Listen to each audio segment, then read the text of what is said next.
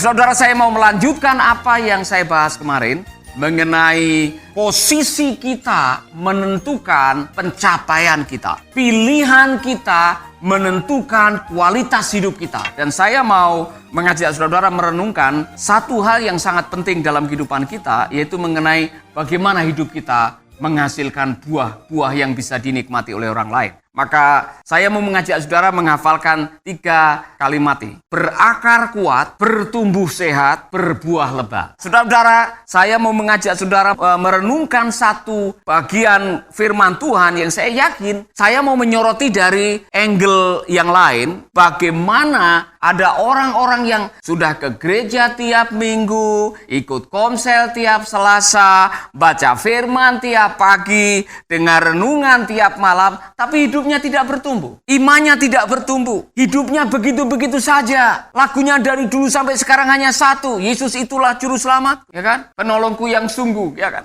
Saudara-saudara, kita ketemu dengan orang-orang yang, mohon maaf, tua di gereja, tapi kelakuannya sama saja. Ada masalah apa dengan orang-orang seperti itu? Ternyata saya menemukan di dalam Injil Lukas pasal 8, ayat 11 sampai 15. Ada beberapa masalah yang membuat orang tidak bertumbuh. Ada beberapa masalah yang membuat saudara dan saya, meskipun dikelilingi oleh suasana rohani, atmosfer agamawi, tidak menentukan bahwa kita akan bertumbuh. Mari kita akan lihat. Inilah arti perumpamaan itu mengenai penabur. Benih itu ialah perkataan Allah. Nah, tidak ada yang salah dengan perkataan Allah. Perkataan Allah digambarkan sebagai benih. Dan benih itu punya potensi untuk bertumbuh kalau ada di tempat yang tepat, dirawat dengan tepat. Persoalannya adalah, ada benih yang jatuh di jalan, ibarat orang yang mendengar perkataan itu, tetapi iblis datang dan merampas kabar itu dari hati mereka. Supaya mereka jangan percaya dan diselamatkan. Jadi benih jatuh di jalan. Kemudian ada burung yang datang memakan benih itu. Jalan itu bukan untuk nanam. Jalan itu tempat orang lewat. Jalan adalah jalur transportasi. Jadi kalau saudara menanam di jalan, pasti akan terlindas mobil atau dimakan oleh burung atau diambil oleh orang. Karena itu bukan tempatnya. Saudara, bahaya yang tidak disadari dalam hidup kita adalah ada oknum lain yang selalu akan mencuri firman. Dan oknum itu sama dari dulu sampai sekarang. Strateginya ialah meragukan hati Anda atau membuat Anda ragu-ragu. Saudara-saudara, oknum itu namanya iblis. Dan cara yang dipakai iblis untuk menjatuhkan Adam dan Hawa sama dengan yang dia lakukan untuk saudara dan saya. Apa yang Tuhan katakan? Hawa, apa yang Tuhan katakan? Kalimat itu sebetulnya dipakai untuk apa? Membuat Hawa meragukan kebenaran. Saudara-saudara, iblis menggunakan firman bukan untuk meneguhkan iman saudara. Iblis menggunakan firman untuk membuat Anda meragukan kebenaran firman. Sampai hari ini masih berlaku, masih digunakan dengan strategi yang sama. Oh, masa kasih perpuluhan bisa diberkati? Yang benar aja. Yesus saja tidak pernah mengatakan berilah atau bawalah persembahan perpuluhanmu. Mana ada ayatnya? Itu kan akal-akalan pendeta aja. Supaya semua harus bayar firman Tuhan. Nanti akan memperkaya. Saudara-saudara, itu bukan dari Tuhan, saya yakin. Karena di dalam perjanjian baru dikatakan, persembahkanlah hidupmu, berikanlah hidupmu kepada Tuhan. Nah, ada orang mengatakan, namanya juga perkembangan zaman, Pak. Ya kan? Kan ada yang namanya etika situasi. Situasi itu menentukan benar atau tidaknya apa yang kita lakukan. Ini contoh, janganlah kamu mencuri. Bagaimana kalau kita lagi lapar, Pak? 3 anak kita ini lagi lapar. Menangis karena tidak ada makanan. Kemudian ada tetangga, rotinya ada di depan pintu. Kalau saya mengambil demi anak-anak saya ini, yang kelaparan, masa Tuhan tidak mengampuni saya? Daripada anak saya mati bagaimana? Loh, saya ini kan terpaksa, Pak. Istri atau suami saya ini kerja di Hong Kong 2 tahun. Kemudian ada tetangga saya kok main mata dengan saya. Namanya pria, Pak. Situasi ini seperti ini. Nah, saudara-saudara, saya mengatakan, iblis kadang-kadang membuka logika saudara untuk membenarkan apa yang salah. Benih itu jatuh di jalan, kemudian dimakan oleh burung, diambil oleh iblis untuk apa? Meragukan Anda. Makanya saya percaya kepada seorang yang mengatakan seperti ini. Ketika Anda menjadi ragu-ragu, Anda adalah umpan yang paling baik untuk dijatuhkan. Ketika Anda mulai meragukan kebenaran firman, satu langkah lagi Anda akan jatuh. Dan itulah pekerjaan iblis dari dulu, sekarang, sampai selama-lamanya, sampai dia dihukum. Saudara-saudara, orang yang ragu-ragu dikatakan, Alkitab mengatakan, orang yang bimbang tidak mendapatkan apa-apa. Jadi begini, bagaimana caranya supaya iblis tidak ada kesempatan untuk meragukan kita? Bagaimana caranya supaya kuasa kegelapan tidak ada kesempatan untuk membuat kita tidak mempercayai 100% kebenaran firman Tuhan? Bagaimana caranya? Saudara, pada akhirnya nanti tergantung bagaimana Anda memperlakukan kebenaran firman. Jadi bahaya yang pertama adalah ada oknum yang namanya iblis yang sampai sekarang menggunakan strategi yang sama untuk menjatuhkan saudara, membuat Anda ragu-ragu. Maka waspadai hati yang ragu-ragu. Ketika Anda mulai meragukan kebenaran, Anda sedang dalam situasi yang sulit. Karena kebenaran tidak akan memproduksi sesuatu ketika Anda tidak memperlakukannya 100% mempercayainya. Amin. Saya mendengarkan salah satu pengkhotbah mengatakan, sebetulnya iblis itu bisa ditebak. Caranya untuk menjatuhkan saudara dari dulu sekarang sama. Tidak ada inovasi. Sama aja. Yaitu apa? Meragukan hati Anda terhadap kebenaran firman. Makanya lagu terakhir tadi bagus. Hatiku percaya. Berbahagialah orang yang mengandalkan Tuhan. Ketika saudara tidak bisa mengandalkan kebenaran firman Tuhan, saudara yang langsung kena getahnya. Yang kedua, bahaya yang kedua, mari kita akan lihat.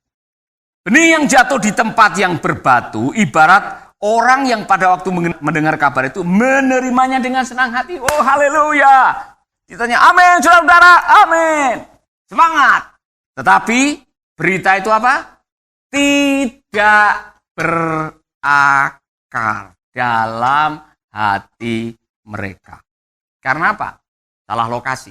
Bahaya yang kedua ialah ketika kita menempatkan firman di jelas-jelas tanah yang berbatu-batu, maka akhirnya kebenaran itu tidak berakar. Kalau yang pertama belum sempat berakar karena jatuh langsung diambil. Yang kedua tidak berakar. Karena apa? Salah tempat.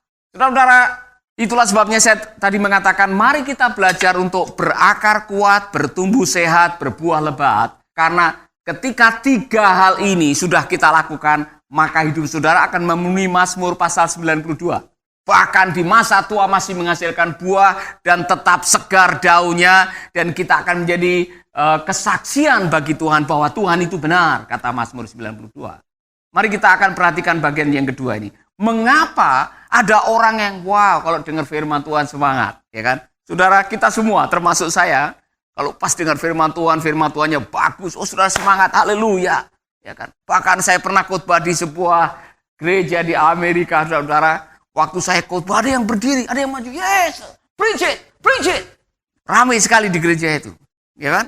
Luar biasa semangat. Masalahnya, semangat saja tidak cukup untuk meresponi firman Tuhan.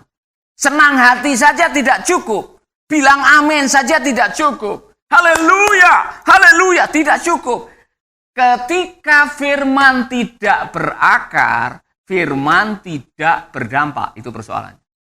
Ketika firman hanya diaminkan, dibaca, dihafalkan, tapi tidak disimpan dalam hati, firman itu tidak berdampak. Sehingga apa? Wah, itu bahaya sekali. Masalahnya di sini dikatakan, mereka percaya sebentar saja, dan pada waktu cobaan datang, mereka murtad.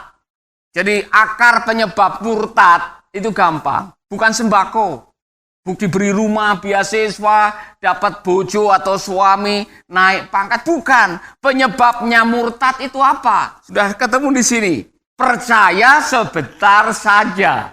Mengapa percaya sebentar saja? Karena tidak berakar kuat. Saudara-saudara, saya rindu kita semua yang mendengarkan firman Tuhan ini, kalau ada para pemimpin-pemimpin Kristiani, khotbah saja tidak cukup. Karena ketika khotbah hanya didengar, tidak semua yang dikhotbahkan masuk di telinga dan masuk di dalam hati. Maka diperlukan apa yang namanya discipleship, pemuritan. Apa itu pemuritan? Mengubah yang salah dengan yang benar. Ketika yang salah ditanggalkan, diganti dengan yang benar, disitulah terjadi perubahan. Ketika kebenaran masuk di dalam hati, kemudian mengubah yang salah, maka itulah yang diharapkan oleh Tuhan. Pemuritan. Apa itu pemuritan? Life transfer. Transfer kebenaran lewat kehidupan. Dan itu kalau tidak terjadi, maka kualitas kekristenan kita akan diuji oleh pencobaan. Saya agak was-was sekaligus prihatin waktu mendengar Pendeta Jeffrey dari First Dallas Baptist mengatakan tahun 2018 ada 1.000 gereja di Amerika ditutup.